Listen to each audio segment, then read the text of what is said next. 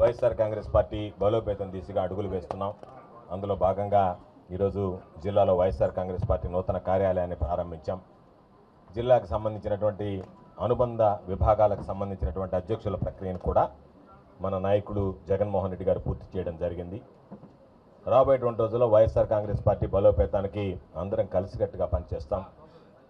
27వ తేదీ ఈ ప్రభుత్వం అనుసరిస్తున్నటువంటి ప్రజా వ్యతిరేక విధానాల మీద విద్యుత్ ధర్నా ప్రారంభించాం. ప్రతి నియోజకవర్గ స్థాయిలో కూడా ఈ ధర్నాన్ని చేపట్టి ప్రజలకి అండగా నిలవాలి, ప్రజల మీద అదనపు భారం పడకుండా చూడాలనేటువంటి లక్ష్యంతో పనిచేయడం జరుగుతుంది.